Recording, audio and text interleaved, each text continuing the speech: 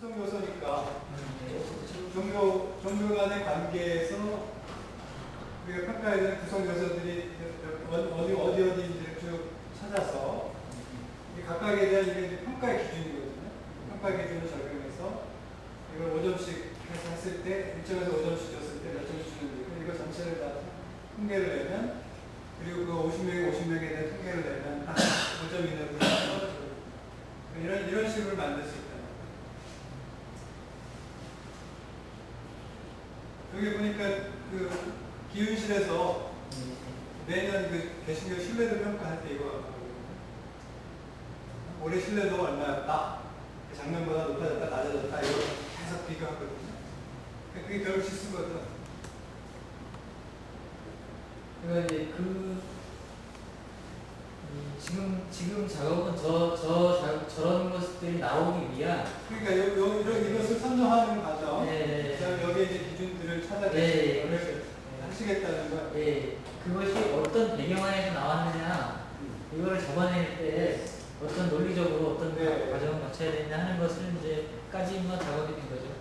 그러니까 저희가 하는 작업이 이렇잖아요. 일단은 우리끼리 뽑아보고 이게 적절하게 뽑혔는지 안 뽑혔는지를 작년에 했던 분들이 다 모여가지고 내 4차 때 컨설테이션 하겠다는 거예요.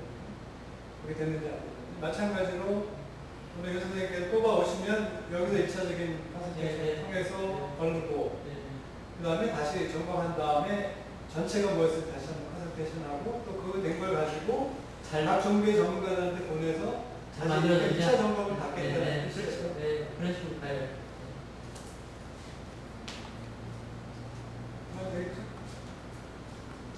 이런 거 같은 경우는 이제 교육평가하는 것인데 이렇게 해서 이 똑같은 내용들을 세부 질문들을 넣어서 이걸 주관적으로 1점에서 5점 사이에 평가하기 위해서 이런 식으로 만들었습니다. 이거는 이제 교육평가할 때 필요한 것들이고 그리고 사차원도 이렇게 평가할 수도 있고 이럴 때는 이런 두 가지 형태로 만들어서 전문가들한테 보내는 그렇죠. 우리 아까 거보다 이게 더 저희가 하기가 쉽죠. 이런 이런 식으로 저게 그러니까 저게 하기 쉬운 거예요. 왜냐하면 저것이 그 전에 연구되어서 그렇죠. 최종적으로 나온 거기 때문에 제일 쉬워야 되는 거고 제일 목록화돼야 되는 거죠. 근데 저거 목록화 작업을 하기 전에 전 단계가 그러니까 이거는 최종적으로 전문가들에게 보내는 질문이고 그 질문지를 만들기 전 단계 과정들을 말씀을 하시는 거거든요. 지금 저희가 이 지수를 만드는 과정이 그렇게 설계되어 있어요. 똑같은 과정을 선생님께서 거치시는 거예요. 그러니까 의논할 것 중에 하나는 지난번에 이게 했었던가요? 이게 정신영평가와 전문가의 정서평가를 5대5로 해야 되는 건지 6대4로 해야 되는 건지 그거는 저희가 정황이 나뉘잖아요.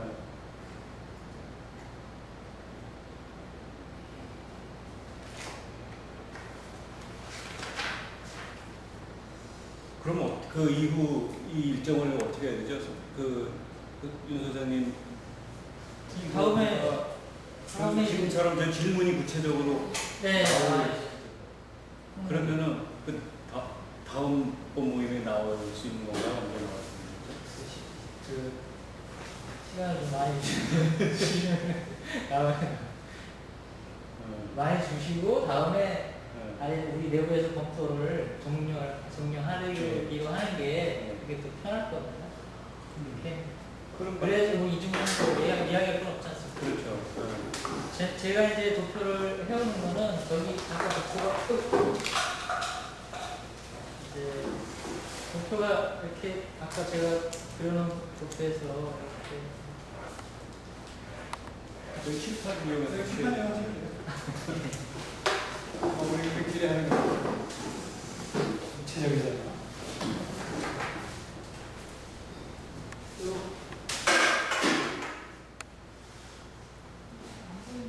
여기 뭐 측정해 주거나 할 필요가 없고요.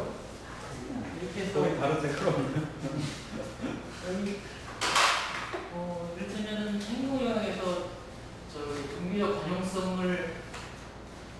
관용성과 관련된 부분을 이렇게 넣었다.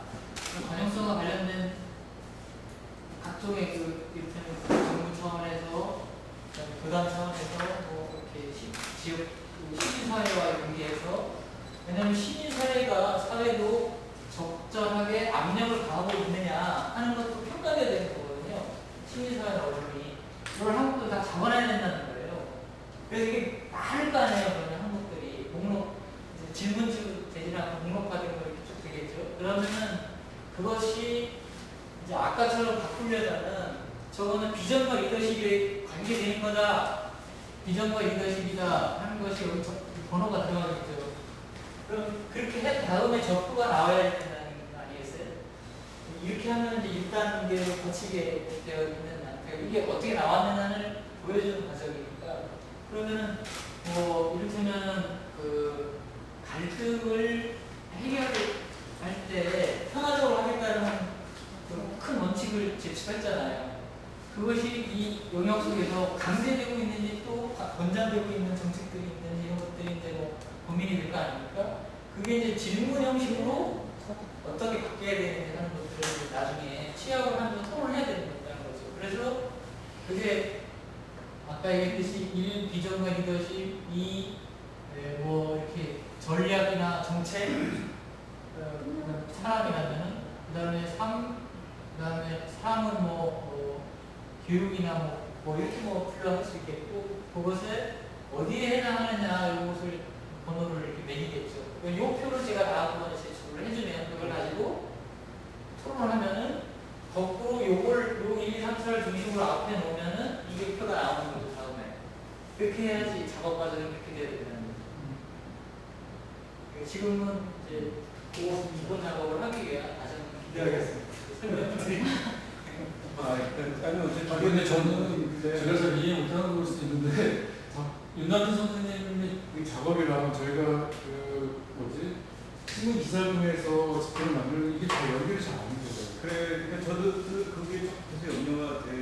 이 자체로서 되게 의미 있고 지금 윤남준 선생님하고 잘 이해해주는 것 같은데 이해가 안 되는 아니 그 저는 어떤 식으로 생각했냐면요.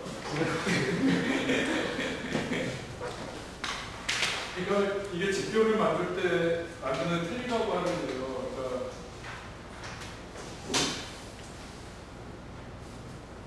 아까 윤남준 선생님도 뭐 저랑 비슷한 여기 나오는 용어 비슷하게 썼는데 처음에 분야를 여기다 설정하고요. 그 다음에 세부 분야, 그 다음에 관심 영역. 이게 보통 만드는 틀이거든요. 지표 이렇게 나가는데 세 분야의 경우는 저희가 이게 종교 평화가 분야가 되는 거고 이게 뭐 문화 지표일 때는 이게 문화가 되는데 저희가 큰 분야는 종교 평화가 되고 근데 저희가 세 분야는 제가 이야기를 이렇게 나눴던 것 같아요. 종교 내 종교관 종교내는 저희가 안 하기로 했잖아요. 종교 내는 이게 조금 편차가 어떤 종교가 강조하게 되는데 종교관 그 다음에 종교와 시민사회 그 다음에 종교와 국가 간의 관계 이렇게 저희가 지난번에 정리하기로 이렇게 저는 그거를 세부 분야를 정리를 한 거고 그 다음에 이제 관심 영역이 저희가 이야기했던 키워드 같은 거였던 것 같아요. 그러니까 이 종교 간에서의 관심 영역이 있는데 뭐 협력, 동조, 예를 들어서 뭐 비난 뭐 이렇게 들어가고 그 다음에 이 관심 영역이 종교 간에서의 관심 영역이 종교와 시민 간의 관계에서 똑같을 수도 좀 틀릴 수도 있을 것 같아요. 그러니까 이것도 새롭게 설정을 해야 될 것 같아요. 제가 보기에는 이 관심 영역을 저희가 지난번에는 키워드라고 했었는데 이 키워드를 지난번에 10개를 나눴었는데 제가 보기에는 종교 간과 종교와 시민 또 종교와 국가 간의 관계에 따라서 이 키워드가 조금 달라질 수 있을 것 같아요. 그래서 이 키워드에 대한 것이 관심 영역이고 근데 지표를 설정할 때는 협력의 경우에는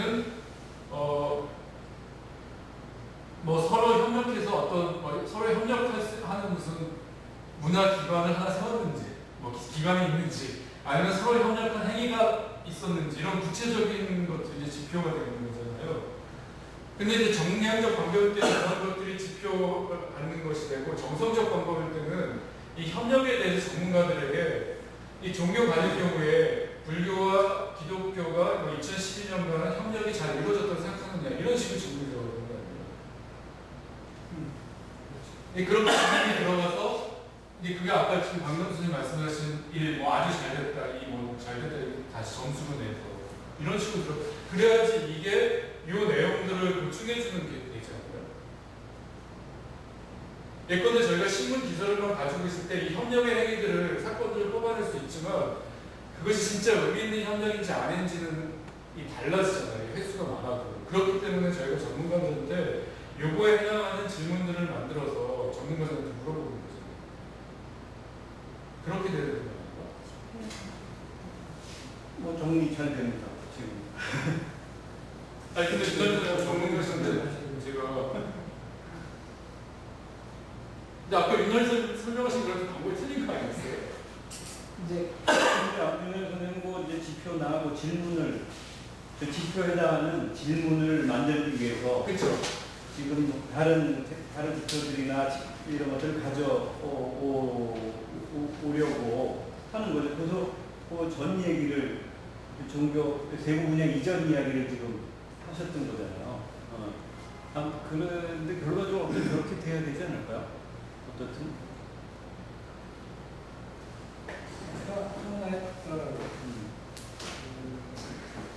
근데 아까 선생님께서 관용 뭐 이런 게 아니고 요게 들어가는 거면 전 이해가 되겠는데 그게 또 다른 여기서의 어떤 범주로 들어가는 거면 어떤 식으로 연계되는지 잘 일단은 저는 그게 이를테면 비판이나 이런 식으로 그런 식의 것으로 생각하지 않았어요. 근본적으로. 이게 좀 틀렸다는 거죠. 네, 그래서 저는 이제 그런 식의 개념으로 그런 식의 것으로 저것들을 저런 관계에서 어떤 추천해낸다 이렇게 생각하지는 않았거든요. 이 정성적인 조사 질문을 만들 때는 그래서 그 기준을 어떻게 정할까 하는 것에 대해 고민을 하다가 지금 그 기준은 이런 좀 무표지향적인 행동이 어떤 것이 있느냐를 놓고 그 행동이 종교 간에 정부하고 지역 시민사회에서 어떤 식으로 이루어져야 되느냐를 추출해내는 간단히 저는 오히려 그게 더 간단하고 더 세밀하게 많은 것들이 추출된다고 보았거든요. 그렇게 생각하지 말고 일단은 만들어보세요.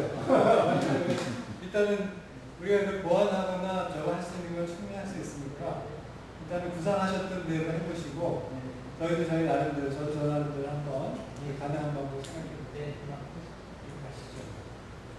유영호 선생님 지금 말씀하신 대로 만약에 종교 간에 지금 협력 관계를 질문을 어떻게 하는 거죠? 그런데 지금 윤선의 말씀은 저 질문을 그냥 그 질문이 나오는 게 아니라 질문의 근거를 어떻게 아까 어떤 기사를 두고 그 기사에서 그 기준이 되는 질문을 그것으로 만들어내겠다 그런 거죠. 이 평가에서는 이제 지금 그 기사에 대한 것들을 이렇게 어떤 그 단계로 그다음에 그것에 대해서 각각의 내용을 세부 관심 영역이라고 하고 하는 세 개 이렇게 하는 이런 식의 과정을 거쳤다면은 정상적인 것을 추출해내는 거는 이제 아까 말씀드렸듯이 목표지향적인 어떤 주관적인 우리의 그 액션에 관한 부분을 정해놓고 그것이 이루어지고 있느냐는 것들로 생각을 한번 걸러봐야 된다는 거죠. 그래서 거기서 질문이 나와야 된다는 거예요. 제 생각은 거예요.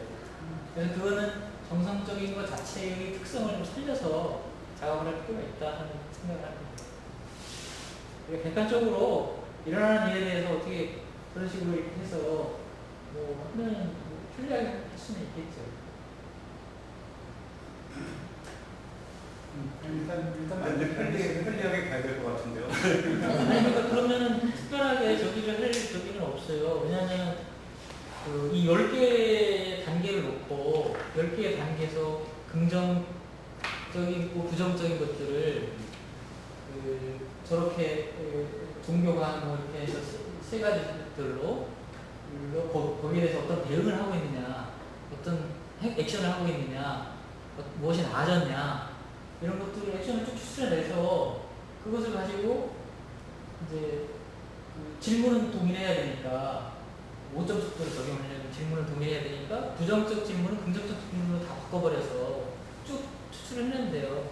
그건 뭐 작업을 그렇게 하면 간단한 작업 되죠. 그래서 저는 그냥 앞에 약해드리고 왜냐면 그 저희가 선생님 하시는 것을 보완하거나 다른 방법이 없으면 여기서 그냥 넘어가면 안 되는데 얼마든지 이걸 보완할 수 있기 때문에 그냥 가지고 전적으로 남기고 다음 발표 때 계속 이어서 2탄으로 좀 내주시면 돼요. 그러니까 이 지금 저기 말씀하시는 것 중에서 이제 감안해야 될 부분, 제가 이제 그 문제 제기를 하는 부분은 지금 이 기사에 대해서 기사를 채집해서 그것을 10개 정도 층위를 갖는 행위로 분류를 했고, 그 분류에 대해서 그렇게 아까 저렇게 어떤 것들을 평가의 기준을 가지고 기준이나 이런 것들을 가지고 도출해낸다. 여기에 맞춰서 우리 작사가 맞춰서 그렇게 해야 된다면 그 부분에 대해서는 고민을 해볼 것이죠. 솔직히 그게 이제 우리가 할 정량 평가였고, 지금 전문가 평가도 그 틀을 안에서 그 보완하는 방식으로 가는 게 지금 수월하고 편리한 방법이 아닐까 그거죠. 그렇게 되면은 이제 근데 아무튼 지금 문제 의식을 이해하고 공유하셨으니까 네. 다음 아무튼 번거로우시겠지만 그건 뭐 다음에 그렇게 그런 것들이 제 보완되면 될 것 같아요. 왜냐하면 이 기사나 이런 것들이 어떤 10가지 것들에서 예시가 기사나 이런 것들 예시가 제가 말씀드리는 건 뭐냐면은 지금 다양한 부분 다른 것들로서 정양적이라고 할 수 있는 객관적인 통계들로 반영할 수 있는 부분이 더 많이 있다는 거예요. 기사로서 대별되지 않는 다른 기사로서 종교의 부분을 우리가 감안해 볼 수 있는 것도 많이 있다는 거죠. 통계 수치도 많고 이를테면 그런 것들이 누락될 가능성이 있기 때문에 제가 이런 작업을 거꾸로 한번 해봐야 될 필요가 있다 이렇게 이제 판단했던 거예요. 그래서 그걸 아무튼 절충해서 지금 잘하지는 못할 것 같은데 일단 제출은 하는 것까지는 하겠습니다. 수고하셨습니다. 네, 고맙습니다. 저기 신문 기사 일단 정리해 오신 느낌과 소감을 간단히 좀 얘기해주시느라 저는 저희가 어쨌든 저는 윤선 선수 말씀 전적으로 동의해요. 이렇게 해보니까 이 신문 기사를 정리하는 분석 방법에 소스로 하는 것이 굉장히 어려움이 많겠다.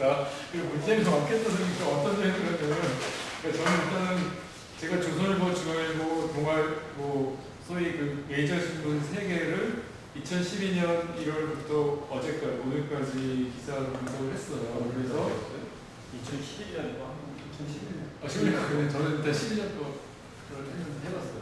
12년 거? 네. 우리 올해 11년 거래 그것도 뭐 하는데 제가 잘못하는데 근데 조선일보 같은 경우는 한 32개, 그 다음에 중앙일보는 40개 정도 됐고 의외로 동아일보가 이 종교 기사가 15개 정도밖에 되지 않더라고요. 그래서 아까 그 박남수 선생님께서 말씀하셨지만 어떤 신문에 따라서 이 기사의 내용이 좀 틀려져요. 그러니까 이 지금 숫자도 그렇지만 예컨대 중앙일보 같은 경우는 지면 신문은 좀 틀릴 것 같은데 인터넷 신문 같은 경우는 CBS 거랑 뉴시스라는 그 신문의 기사를 그대로 올리더라고요. 그러니까 이게 인터넷으로 보면 중앙일보 기사가 돼버리는 거예요. 그러니까 CBS가 기사를 올리다 보니까 기독교 기사가 많은 거야. 딴 데보다. 그래서 이런 문제도 어떡할까 싶은 생각이 들었고 아까 말씀하신 것처럼 제가 검사 나눴죠. 한겨레나 경향 같은 경우는 종교 기사가 좀 적을 수 있겠다. 그렇게 하면 우리가 의미 있는 사건들이 많이 깎일 수 있겠다 생각이 들고 또 한 가지는 저희가 보니까 사실 이걸 캅댓 방법을 우리가 사용한 거잖아요. 정책을 사용하는 방법. 근데 거기서는 한 가지 언론사만 사용했던 거예요. 그러니까 로이터나 아니면 뉴욕타임즈나 한 가지 언론사만을 사용했는데 저희는 지난번에 회의에서 하기를 모든 일간지뿐만 아니라 종교신문까지 다 해보자 이렇게 했던 건데 그럴 경우에 많은 사건들이 걸러지기는 하는데 여러 군데서 얘기를 하는 것에 대해 의미라든지 아니면 뭐 그런 거에 대한 의미도 우리가 좀 다시 좀 정리를 해야 되는 거고. 그러니까 기사가 많이 됐다고 해서 그렇게 중요한 기사가 꼭 아닐 수도 있는 거거든요. 여러 언론사에서 많이 거론됐다고 해서. 근데 다시 보니까 우리가 이 방법을 원역했던 카프텔이나 뭐 다른 방법에 보면은 한 언론사 거는 선택더라고요. 로이터나 그 뉴욕타임즈 이렇게 사용했더라고요. 그럴 경우에 한 언론사를 사용하게 한다면 과연 어떤 언론사를 또 우리가 선정해야 되냐 이런 문제가 중요하게 대두가 되더라고요. 그 다음에 저희가 그 아까 제가 이렇게 세 분야를 종교관, 종교와 시민, 종교와 국가 이렇게 했는데 그래서 우리가 종교 내의 것은 빼자고 했잖아요. 근데 실제 기사를 보면 여러분 이렇게 보시면 아시겠지만 실제 종교 내의 문제들에 대한 기사들이 제일 많아요. 네. 그 종교관 기사 거의 없어요. 최소한 2012년에는. 그리고 저희가 키워드 했을 때 뭐 협력, 공조, 비난 이것에 맞는 기사들이 여기서 의미 있는 숫자로 추출이 돼야 되는데 예컨대 협력 같은 경우는 지난 4월 초파일날 뭐 기독교나 천주교에서 뭐 축하 인사 메시지를 정했다. 이 정도밖에 기사가 안 뽑혔어요. 그러니까 기사가 저렇게 10개나 관심 영역이나 키워드 10개를 했을 경우에 거기에만 해당되는 기사가 0으로 될 가능성이 되게 많은 것 같아요. 1년에 우리가 시간을 1년과 한 언론사가 갖기는 그런 경우 되게 많아요. 오히려 그 종교의 활동이 이 시민사회나 시민사회의 어떤 스트레스를 유발하는 기사가 사실은 제일 많아요. 이게 종교신문이 아니기 때문에. 그러니까 종교신문은 그 종교 자체에 의미 있는 기사를 실을 텐데 일간지에는 종교 기사를 하더라도 그게 종교 자체에 어떤 의미 있는 내용이라기보다는 그것이 사회적으로 영향을 미쳤을 때만 기사를 싣거든요. 그렇기 때문에 우리가 생각했던 기사들을 많이 기대했던 것 훨씬 이하로 뽑을 수밖에 많지가 않더라고요. 그런 문제들이 주로 그러니까 내부의 문제 뭐 예컨대 뭐 기독교 한기총회 문제 이런 뭐 어떤 신봉교의 문제 이게 내부의 문제가 오히려 많고 그 내부의 문제들이 어떤 종교 간의 영향보다는 어떤 사회적 스트레스를 유발했을 경우에만 기사가 되는 경우가 많다. 그리고 또 제가 느낌은 어떤 경우는 같은 내용의 기사가 물론 기사가 중요도에 따라서 굉장히 반복적으로 이게 보도가 되잖아요. 그러니까 계속 반복적으로 되는 기사들은 어떤 식으로 처리를 할 것인지 이게 나중에 뭐 가중치랑 좀 연결해서 하는 가능성이 좀 있다 생각이 드는데 그렇게 계속 반복되는 기사를 어떻게 처리를 할 것인지 문제도 있고 그 다음에 대부분은 스트레이트 기사인데 이 스트레이트 기사는 이게 그냥 사건을 보도만 하는 거기 때문에 이 의미들은 또 저희가 다시 또 뽑아내야 되는 문제가 있어요. 근데 가끔은 사설이나 논설을 통해서 이 종교 관련된 이 기사들을 그 논평하는 사람이나 그 신문사 입장에서 다시 이렇게 분석하는 기사들이 있더라고요. 근데 그런 분석 기사들은 또 우리가 어떻게 나가야 되는지 이런 문제 오히려 저는 이렇게 많이 이렇게 찾긴 찾았는데 이것만을 소스로 했을 때 아까 지금 윤나래 선생님 저는 오히려 다른 데도 소스가 이 기사 말고 정량 분석이나 할지라도 다른 소스가 있을 것 같다는 것을 우리 반가운 들었던 게 생각보다 이걸 소스로 쓸 수 있을 어려움이 많더라고요. 좀 그런 느낌. 그리고 예컨대 그 아무 의미 없는 기사들도 많아요. 그 예컨대 뭐 교회에서 무슨 어떤 선언을 했다. 우리가 이렇게 하기로 했다. 선언을 했는데 그게 기사는 될 수는 있어. 근데 그게 선언으로만 그치고 실제 사회적으로 어떤 결과를 낳든지 어떤 영향을 미치든지 그런 게 전혀 없는 그런 내용이 있다는 거예요. 그러니까 기사의 가치로서 있지만 실질적으로 의미 있는 어떤 종교 활동은 아닌 것들도 많을 수가 있더라고요.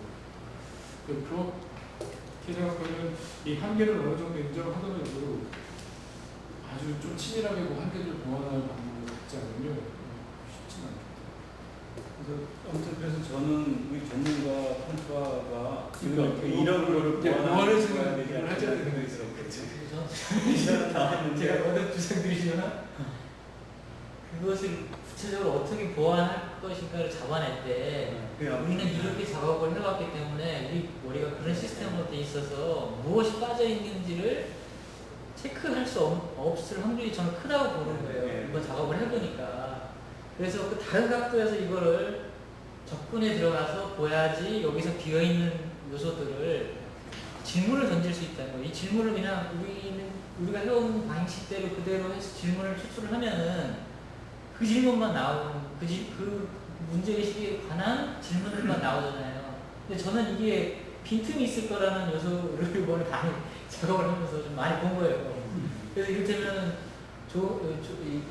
종교 시설 자체의 지역사회의 개방성, 이런 것들도 전문가들이 그거를 직접적으로 지금 현재 상태에서는 감안하고 있지 않지만 우리는 그것을 물어볼 수 있다는 거예요.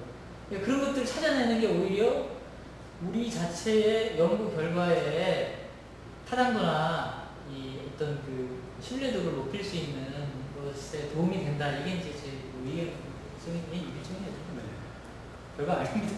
아니 별거 아닌 게 아니라 이게 아주 막상 이렇게 해서 해보니까 구체적인 문제들이 더 들어서 아니 근데 지금 하겠다. 선생님이 하신 질문 같은 거는 예컨대 종교시설의 지역사회에 대한 개방성은 그거는 전문가한테 물어볼 문제가 아니라 그건 통계로 잡아야 될 수 있는 문제잖아요. 실제로 이게 그때 어렵지만 예컨대 서울 지역을 한정하면 서울 지역에서 그 종교 교회가 지역사회 자기 공간을 개방한 건 우리가 그걸 통계로 잡아야 되는 문제죠. 그러니까 처음에 전문가한테 물어볼 문제가 그러니까 아니죠. 그것을 제가 그래서 아까 말씀드릴 때 처음에 어떤 것들을 이 작업을 할 때 이제 거부 세력들이 있잖아요.